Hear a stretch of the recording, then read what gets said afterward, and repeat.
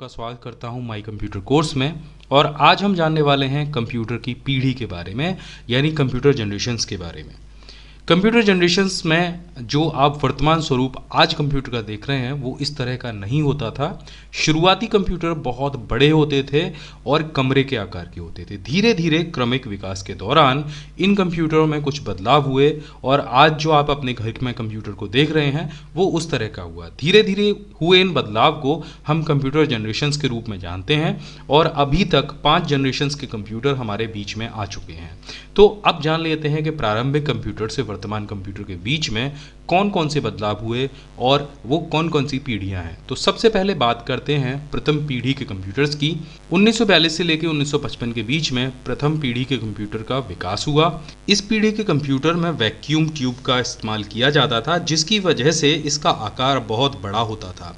ये कंप्यूटर बिजली की खपत भी बहुत ज़्यादा करते थे और चूंकि इसमें जो ट्यूब होती थी वो बहुत ज़्यादा गर्मी पैदा करती थी, इसीलिए यहाँ पर एसी का इस्तेमाल बहुत ज़रूरी होता था। इस कंप्यूटर की सबसे बड़ी बात यह है कि यहाँ पर जो आप विंडोज़ इस्तेमाल करते हैं आज के दौर में बड़े धड़ल्ले से, यहाँ पर वो विंडोज़ या ऑपरेटिंग सिस्टम नहीं होता था। इसे चलाने के लिए जो प्रोग्राम्स बनाए जाते थे वो कंप्यूटर पंच कार्ड में स्टोर करके रखे जाते थे।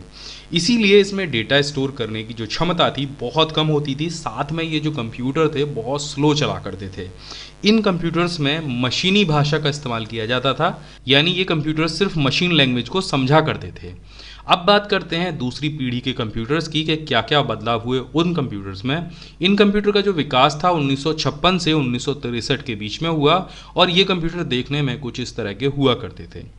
आकार की अगर मैं बात करूं तो प्रथम पीढ़ी के कंप्यूटर से इनका आकार थोड़ा छोटा हो गया था, क्योंकि यहाँ पर वैक्यूम ट्यूब की जगह पर ट्रांजिस्टर का इस्तेमाल किया जाने लगा था। ट्रांजिस्टर वैक्यूम ट्यूब से काफ़ी बेहतर हुआ करता था।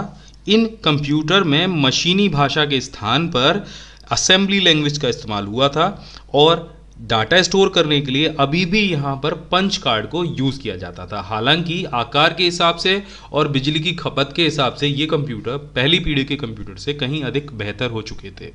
अब बात करते हैं तीसरी पीढ़ी के कंप्यूटर के बारे में।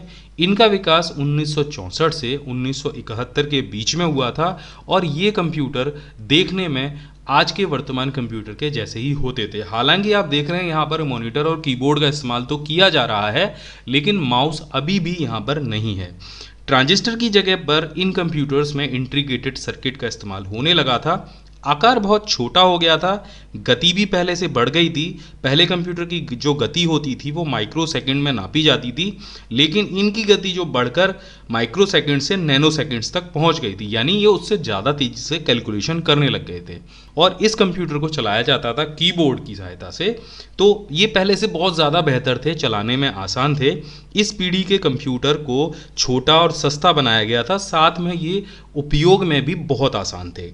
इस पीढ़ी में जो प्रोग्राम थे, जिन प्रोग्राम्स को इस्तेमाल किया जाता था वो थी आपकी हाई लेवल लैंग्वेज, यानी उच्च स्तरीय भाषा, जिसमें पास्कल और बेसिक का विकास हुआ था। तो ये पहले से बहुत ज़्यादा बेहतर थे। अब बात करते हैं चौथी पीढ़ी के कंप्यूटर के बारे में। इनका जो विकास है 1971 से लेकर अभी तक चल रहा है और ये देखने में हमारे वर्तमान कंप्यूटर के जैसे ही है। हालांकि जो इमेज यहाँ पर आप देख रहे हैं वो 1971 में विकास हुए एक कंप्यूटर की है, जिसमें मॉनिटर, कीबोर्ड और माउस दिए गए हैं। इस कंप्यूटर में इंटीग्रेटेड सर्किट के स्थान पर आपका लोकप्रिय जो अभी वर्तमान में आप इस्तेमाल करते हैं माइक्रो प्रोसेसर या सीपीयू आ चुका था। इन कंप्यूटर का आकार छोटा होने के साथ साथ जो इनकी स्पीड थी वो बहुत बढ़ गई थी कैलकुलेशन करने की। साथ में यहाँ पर हाई स्पीड वाले नेटवर्क, जिसे आप लैन और वैन के नाम से जानते हैं, उसका भी विकास हुआ था। यहाँ पर पहली बार ऑपरेटिंग सिस्टम में MS-DOS का विकास हुआ और धीरे धीरे करके जो MS-DOS थी उसका विकास माइक्रोसॉफ्ट के विंडोज़ के रूप में हो गया था। ज़्यादातर कंप्यूटरों में ऑपरेटिंग सिस्टम के तौर पर विंडोज़ आने लग गया था। इसी वजह से यहाँ पर मल्टीमीडिया का विकास भी हुआ और जो प्रोग्रामिंग भाषा थी वो सी लैंग्वेज हो गई। धीरे धीरे करके ये जो कंप्यूटर थे आज के वर्तमान कंप्यूटर के रूप में बदलने लगे। इसमें ढेर सारी चीज़ें आने लग गई। आप म्यूज़िक भी सुनते हैं, आप इंटरनेट भी चलाते हैं और आप ढेर सारे काम काम करते हैं। ग्राफिकल यूज़र इंटरफेस आने के बाद से तो बहुत सारे चेंजेस हो गए। तो धीरे धीरे करके ये जो कंप्यूटर थे इन्होंने हमारे अपने घरों में, ऑफिसों में, कार्यालय में, स्कूल में अपनी जगह बना ली और इनकी जो पहुंच थी वो हर आम आदमी के घरों तक हो गई। धीरे धीरे विकास की ये पीढ़ी आगे बढ़ने लगी है और अब आने लगे हैं 5वीं पीढ़ी के कंप्यूटर, यानी 5th जनरेशन के कंप्यूटर।